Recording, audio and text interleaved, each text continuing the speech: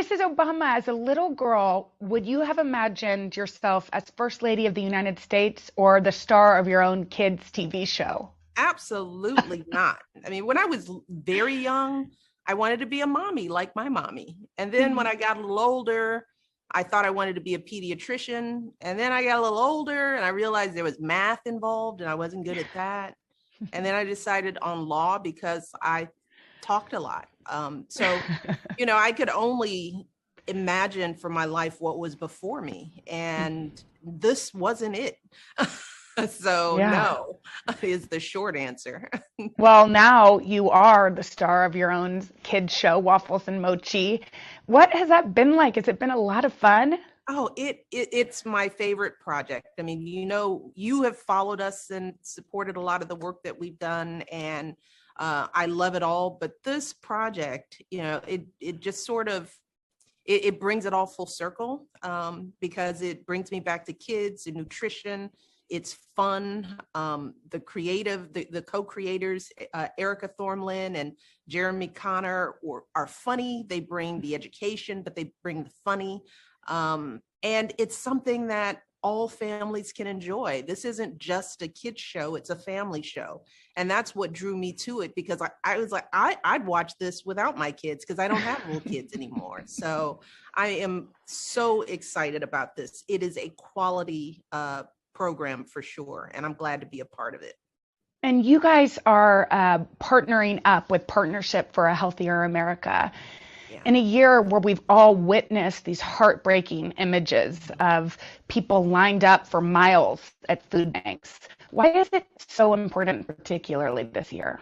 Well, this has been a hard year for millions. I mean, so many of us have complained about being cooped up and Mhm. isolated, and it's just hard. It's a strain, but the truth is there are a lot of people who have lost work.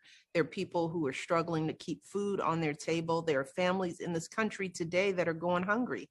And Mhm. so we're partnering with a Partnership for a Healthier America uh, to create the Pass the Love campaign, where our goal is to feed 1 million families in need right here in Mm. this country. And folks can go on to the website wafflesandmochi.org, and they can find out how to be a part of that effort, as well as use the website to interact with the show. The kids can get on, and their recipes that they can practice, and they can win their own badges, because Waffles and Mochi always earn a badge from Mrs. O when they complete an assignment. So the site is for a little bit of everything, but you can learn more about the Pass the Love campaign there too. Mhm. Well, as you said, this show is for moms too. We know that, we're all watching the shows our kids watch. And this has been a really trying year for mothers who are Yeah. working from home and teaching our kids. 2 million women have left the workforce this year. What do you say to all of those that are Ooh. struggling? You know, mothers, we're all always already hard on ourselves. And Mhm. this is a time where we have to give ourselves a break. This is not the year to try to do it all and to beat yourself up when you can't. This has been stressful. So we have to give ourselves a break as mothers, do the best that we can, and remember in the end that what's most important for our kids is that they know we love them, and that we try to be as consistent as we can, but we can't get everything right. The other thing I would encourage mothers to do is to find some time just to get a moment by yourself, even if it means going into the bathroom, lock a door, and if you don't have a lock, barricade yourself in. And just get a moment to take a deep breath, because we can't be there for our families if we're not there for ourselves first. I've hidden in the pantry, I have Yeah, to right. admit.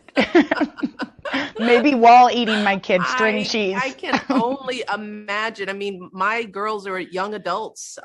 They're running from us now.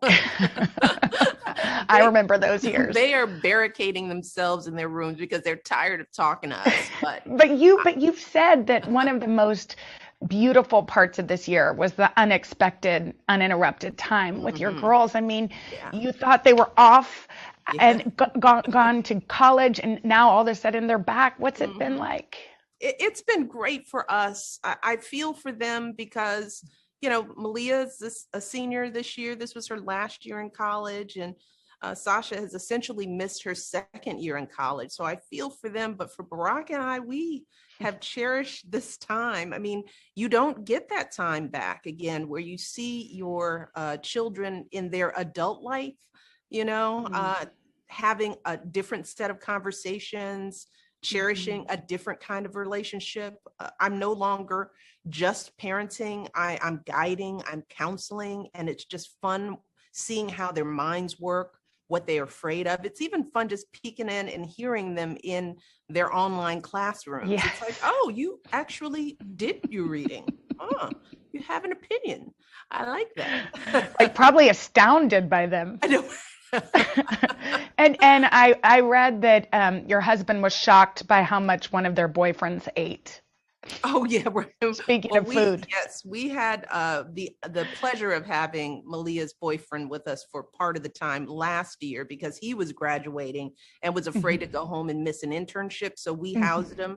We didn't grow up. We didn't raise boys, and so they eat a lot. And sometimes we'd forget that he'd need to eat often. So we had to really adjust our shopping and our eating schedule. The poor boy would be sitting around waiting for the next meal. It's like we weren't thinking about lunch.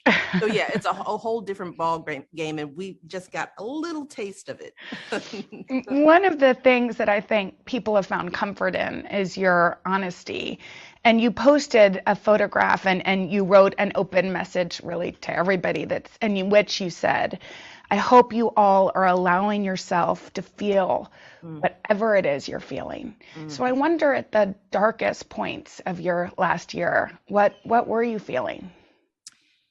The darkest points were, when we felt bombarded by everything, a virus that felt out of control with no real clear solution before us, the country shut down, racial unrest, visualizing the kind of injustice that can happen on the streets, seeing young people despair at where this country was going. I mean, it was a lot, and it continues to be a lot because we still haven't solved those problems. So I shared that because it was the truth of how I was feeling. It's hard to say, oh, I'm great, I'm fine, when deep down, that's a lot to struggle with. And I know that as an adult, at least I have some perspective and context to bring to life. Most young people don't. And you want young people to stay encouraged, to feel okay about their downtimes, but know that life is long. You want them to realize that there's a brighter light at the end of the tunnel, and to just stay steadfast in your pursuit of coming out of that darkness. So if we don't share those emotions with our kids, then they think those feelings that they have are abnormal. So we have to kind of learn to be open and honest about our downtimes as well. Yeah, talk about our lowest times. Yeah, absolutely. As you mentioned, in this last year, we watched George Floyd call out for his mom. We watched Breonna Taylor's mom grieve her baby. As a mom yourself, how do you come to terms with all of that? Yeah, you don't come to terms with it, but you do have to talk about it. You have to sit down with your children and acknowledge the truth of the world we live in. And what I know is that you can't shy away from those discussions, even if they're uncomfortable or painful. And I don't think there's an age where it's too soon to have those conversations. Now, the conversation you have with a 7-year-old is very different with the conversation that you're going to have with a teenager. But finding ways to help young people know that what they see and feel is real, that they're not crazy, that we still do struggle with race in this country, and that they can't take that in. They have to know that that's not their problem to own. So how I come to grips with it is to talk about it, and to talk about it often, and to be ready to take on my kids' pain and their questions and their concerns, and do it with as much truth and honesty as I can muster. Like, I can't imagine how many moms and their kids were sitting around kitchen tables having those conversations this summer. And the truth is, Jenna, this isn't new for minority families. I mean, these are the conversations that we always have to have, because when you're sending your child out into a world where people might fear them simply because of the color of their skin, you have to prepare them early. We've never had the luxury of not talking about these issues. And now, hopefully, the rest of the country, the rest of the world understands that it's not enough for us in minority communities to have those conversations if we're all not having them with our children. Yeah, so this time maybe it feels like there's real progress. Well, we have to hold that hope up high, because we have to continue to make progress. You've got little ones growing up, and I know you have a vision for the kind of world that you want your children to walk into. And it is one of fairness and justice and equality and unity. And we have to work for that. It won't just happen just because we want it. We have to sacrifice for it. We have to use our voices to speak on. And I think that more people after this year are ready to do work. Yeah, I think so too. I remember talking with you, I wonder if you'll remember this, and you talked about life in the White House, although you didn't take a single moment for granted, that there were moments of real loneliness. And so I wonder, when you watched Meghan Markle speak out the other night, what went through your mind? Public service is a bright, sharp, hot spotlight, and most people don't understand it, and nor should they. But there are ways to steel yourself and protect yourself.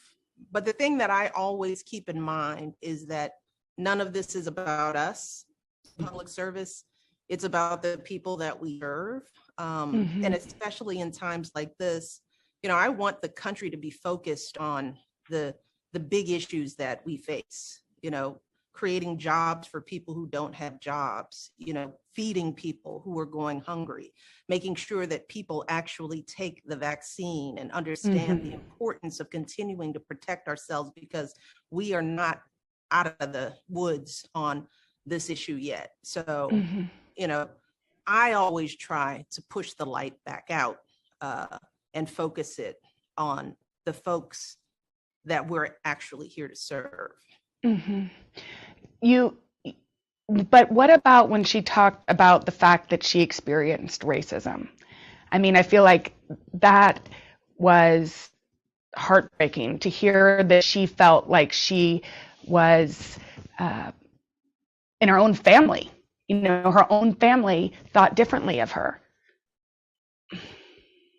As I said before, race isn't a new construct in this world for people of color.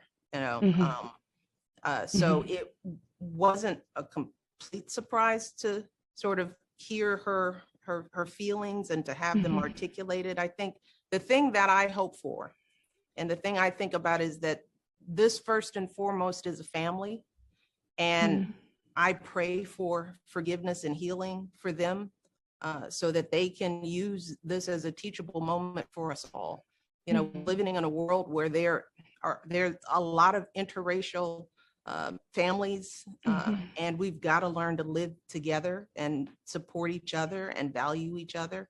I think we still have work to do to understand where we all are coming from, and that's going to take time. But it requires effort and honesty to make that happen. You all, the ex-presidents club, just got back together. Y'all all got vaccinated, albeit virtually. It made it seem like y'all were all in the same clinic, but you weren't. Do you feel like there's hope on the horizon? Yes, it is here. We have a vaccine. I have taken it, and I would encourage everyone to take it when they have the chance to take it.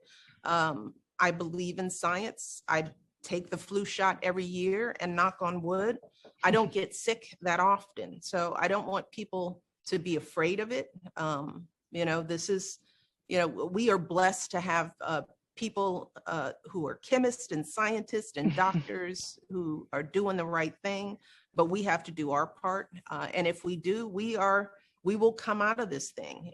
It has happened before. There have been pandemics in this world before, and we've come out on the other side with cooperation and consistency in our behavior, our willingness to sacrifice for each other, and getting the vaccine. So yes, I think we will come out on the other side of this thing whole, and we'll be able to, the country will open back up, and we will be able to sit in concerts together and have meals in restaurants. I think we'll always be impacted by this time. I don't think this is something that we'll forget. So there may be some changes afoot as a result of this past year, but we'll learn from those changes. We'll grow from them, and we'll continue to build this great nation. Well, now that you're vaccinated, is there anything you're looking forward to, or have you been able to hug your mom yet, or do any of these things that I know you've been dreaming about? She's first on the list, but my mom is no joke about this. She's still sort of like, I'm not sure if I'm ready to see you yet. I was like, okay, Ma, all right. So when she's ready.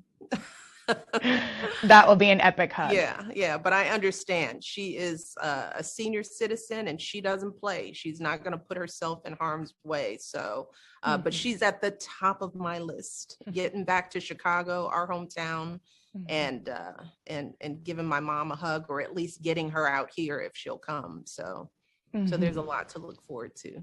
There sure is. It's no secret that Dr. Biden is a good friend of yours. What can you expect when y'all can get back together? Maybe a reunion at the White House? You can buddy again? Yeah, I stand ready and willing to support this First Lady in any way that she needs.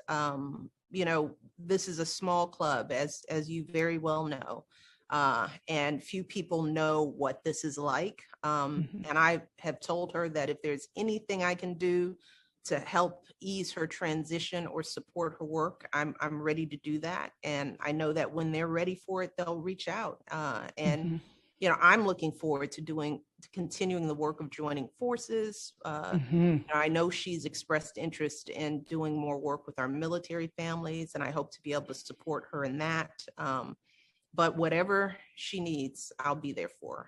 You recently said that you're on the way towards retirement, which shocked me because I've traveled with you and the amount of energy you have, but that you couldn't wait to make fun of your husband's golf game. And is that serious? I can't imagine that. Well, it's sort of serious, but as you know, I mean, we've got a lot on our plate right now, but we're at that age, we're moving into our 60s. My husband is 60 this year. So we will retire one day. And if we're going to do that in the way that we want to, which is to have a legacy that we can pass on to the next generation, then we've got to spend these next years really being thoughtful about that exit strategy. Because if you don't have an exit strategy, sometimes you just don't exit.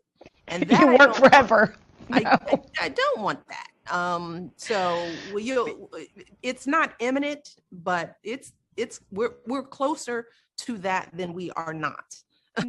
And what do you imagine in those years?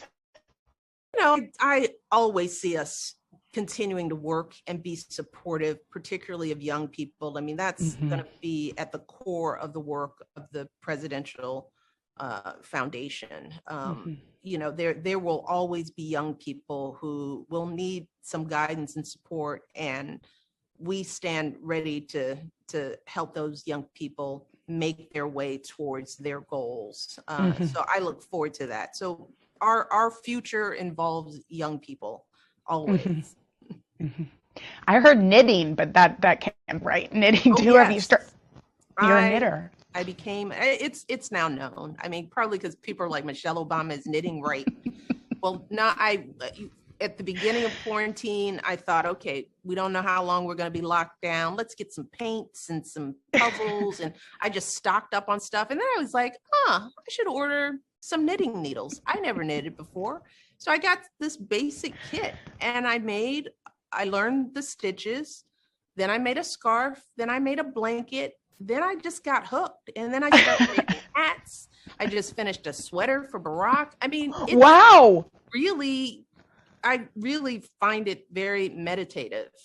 So let me not go on. I'll sound a little crazy after. No, I think that's I'm so a little cool. obsessed right now, so forgive me. I like it. I've talked to have a father that's an artist too, which I came out of nowhere, so I get it. I got to sit down with you to talk about your book, Becoming, which now is out for young adults, which must have been fun to rewrite it. Well, we didn't really. I worked with the publishers and their young adult editors, and I didn't want to rewrite it. And we had sort of looked at versions that sort of fundamentally changed chapters. And I was like, no, that's not what the book is. And that's not what the story is. And it's hard to say, what would you leave out? So the book is basically the same. It's a little shorter. We condensed some paragraphs to make them more accessible. We changed words out that were a little too, adult. But the core of the book is essentially the same. We added an introduction that's especially structured for my young readers, added some more pictures that were a little more kid-friendly, kind of the fun times in the White House, and more of my interactions with young people.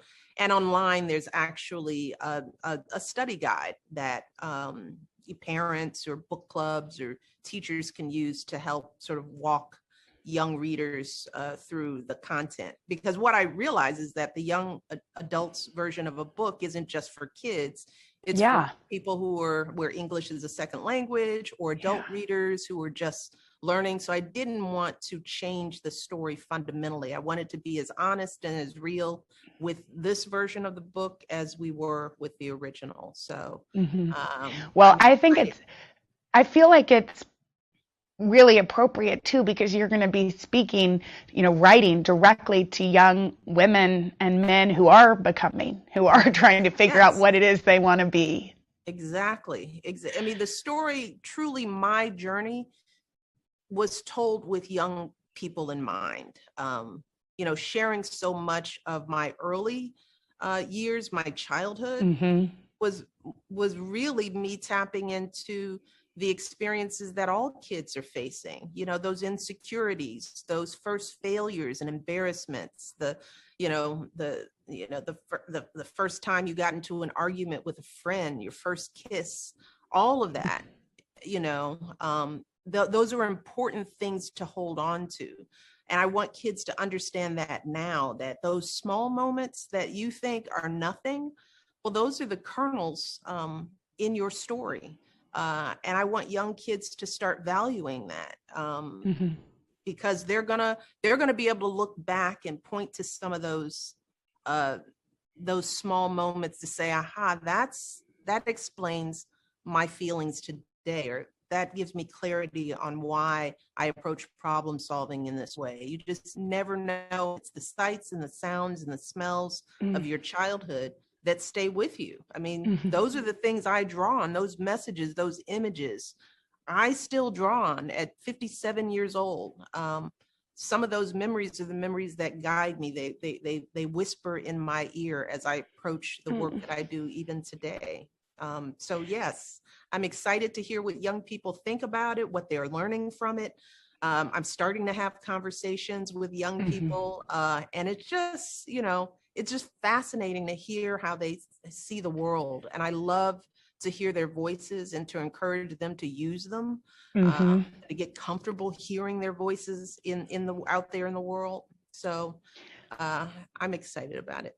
You know what? Speaking of, I got somebody emailed me and said, this happened 12 years ago. This was in maybe early December, November, somebody said, this happened 12 years ago on this day. And it was me as a young person showing and my sister, showing your really young people how to slide down the banister. And I just thought, like, wow, those are little memories that felt like even 12 years later, something important to me. And they remember, Malia and Sasha remember that time more than a lot of things that I would have thought of, because they saw those pictures too.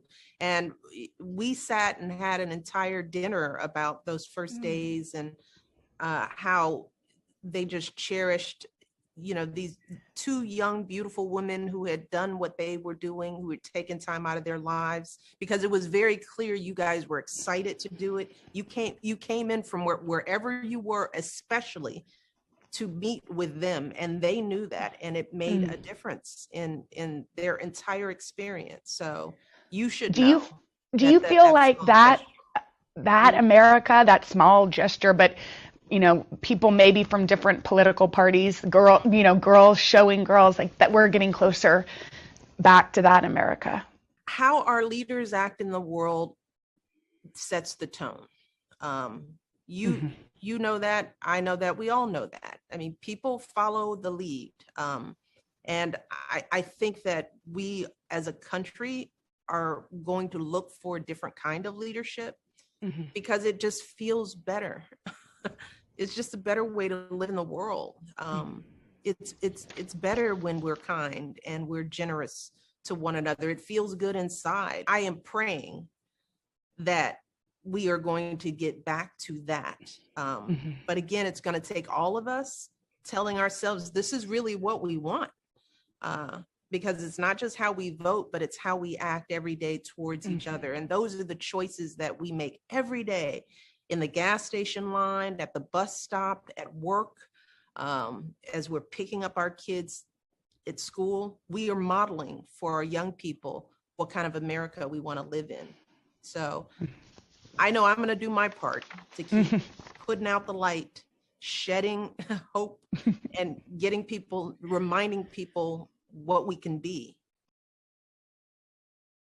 Hey, thanks for watching our YouTube channel. Find your favorite recipes, celebrity interviews, uplifting stories, shop our favorite deals, and so much more with the Today app. Download it now.